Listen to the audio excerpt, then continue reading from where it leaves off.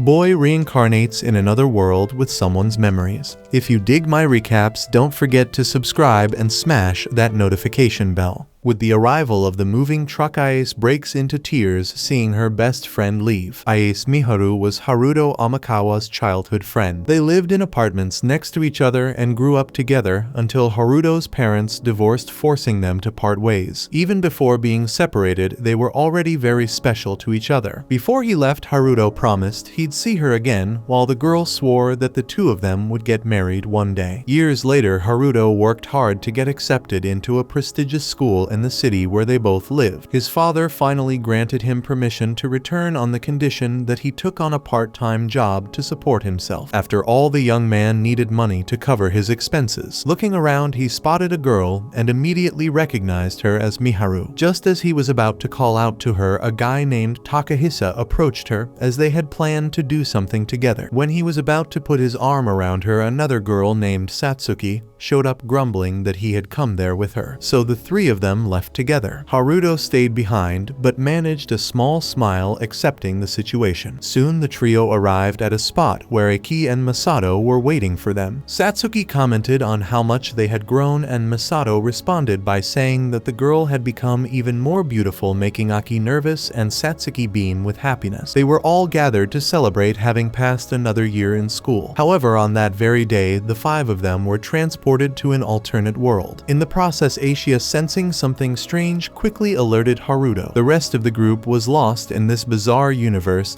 having no idea where they had ended up. To make matters worse, there was no phone signal. Suddenly, a huge man with a sword approached them. Meanwhile, Haruto was heading southeast, guided by Ayase. Along the way, he encountered a strange magical cloud and decided to check it out. In the middle of the mist, he found a pink cell phone. In another part of that world, at a camp filled with armed men, the newly arrived teens were thrown into a cell with several others, except for Miharu, who was taken away by a man in a top hat. She tried to communicate with him, but he spoke a different language. Aki screamed for her friend, but a soldier whipped the bars to silence her. In the midst of all this, Haruto noticed smoke in the distance and made his way towards it. It was the location where the group from Earth had been taken, and as soon as the guards noticed a stranger approaching, one of them whistled to alert the others. They quickly dropped the tarps over the cages to hide the imprisoned children, just as Haruto arrived, searching for the person who had dropped the phone he had found. The man in the top hat, who seemed to be the leader of the soldiers, claimed he had never seen the phone in his life. Assessing the situation, Haruto knew that picking a fight under these circumstances wouldn't be in his favor, so he apologized and turned to leave. However, Aki cried out for help in Japanese, which caught Haruto's attention. The leader of the group remarked that his new merchandise was a bit noisy, but the stranger responded that the people who had just spoken were the ones he was looking for, and asked what was going on there. The leader was surprised that this boy could speak the prisoner's language, and ordered his men to kill him. As the soldiers drew their weapons and moved to surround Haruto, he quickly realized they were well organized and accustomed to fighting as a unit. The leader remarked that the boy had mistaken courage for recklessness, but Haruto showed no signs of fear despite being outnumbered. On the contrary, he lunged at one of his opponents, who managed to defend himself and counterattack with photon bullet magic. While fighting off other enemies, Haruto reflected on his plan to take the leader hostage to force the others into negotiating, but it wasn't going to be easy. Realizing he had no other choice, he drew his swords and took down two enemies in front of him. Seeing the intruder closing in, the mage soldier hurled a fireball at him, believing he'd hit his target, but Haruto emerged from the smoke, throwing his swords at his rival. The man deflected the incoming weapons, but it left him open for Haruto's quick attack as he seized the enemy's own dagger and drove it into his chest. With that, the remaining thugs hesitated to advance,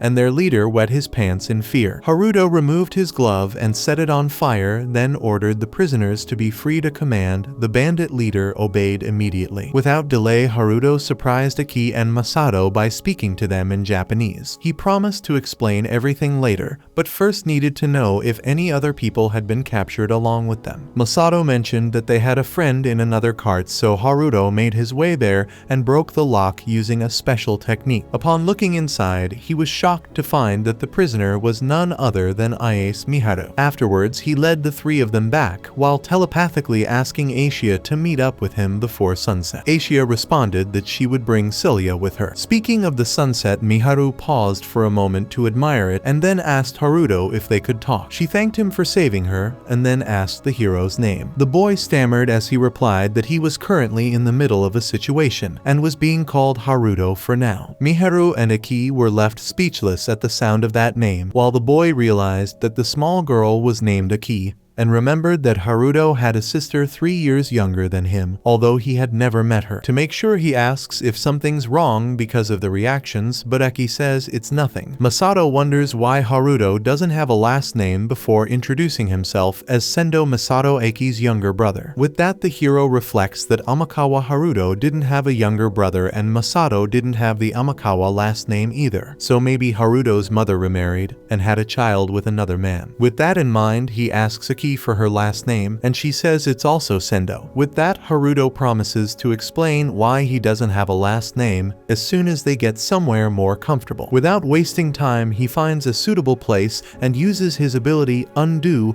raising a huge stone from the ground that has a home inside it. At that moment, Ayase arrives with Cilia speaking in the language of this world, Stralian. Cilia is happy to see her friend again, so Haruto introduces the inhabitants of Earth and then shares that Cilia Claire was once his teacher. After the introductions, Ayase kisses her friend on the forehead, provoking a magical reaction. Then she repeats the process with Miharu, creating a temporary connection between the two who were kissed. This allows them to understand each other's language. Haruto didn't know Ayase could do that, so she explains that it's only possible because he understands both languages. Otherwise, she wouldn't be able to do it. With that said, she confesses her stomach is growling, so the host invites everyone inside the stone. Once inside, the homeowner offers a bath to anyone who wants one. As Masato celebrates this opportunity, his sister calls him lazy, and everyone laughs. When the girls gather for the bath, Miharu learns that Haruto's real name is Ryo, and that Ayase is a spirit who made a pact with him. Cilia was the one who told her this,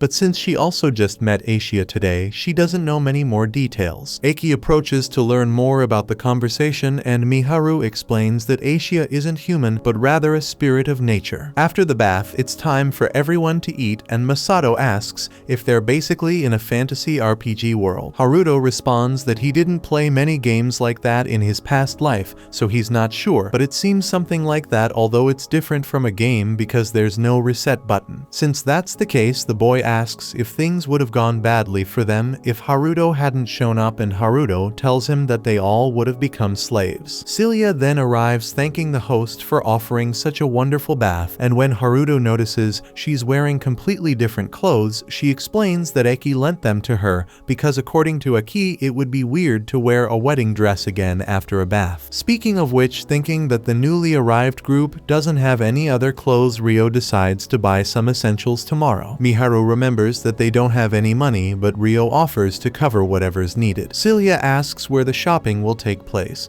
and he thinks Almond would be a good spot. Cilia is pleased with the idea and wonders if it would be possible to sell her wedding dress for money. Once again, Ryo assures them that they don't need to worry about money and then invites everyone to eat. Seeing the table full of food, Cilia asks if Ryo prepared everything, which he confirms. During the meal, Ryo learns that the group was brought here by a phenomenon caused by summoning magic. Miharu wants to know if it's possible to return to Earth, but Haruto admits he doesn't have an answer for that because this situation is very different from his own rebirth in this world. Aki mentions that Haruto died in a traffic accident when he was a university student, so she asks if those memories came back to him when he was a child in this world. Ryo confirms they did, and that's why he believes his experience is important for the newcomers. Cilia reflects on everything and concludes that the 6 pillars of light they saw along with the events of this year, the year 1000 of the sacred era, might be connected to the legend of the 6 wise gods. To that, Ryo says that 1,000 years after the divine demon war, 6 sacred stones will shine in different colors and pillars of light will rise to the sky. Then heroes clad in powerful divine robes will return from outside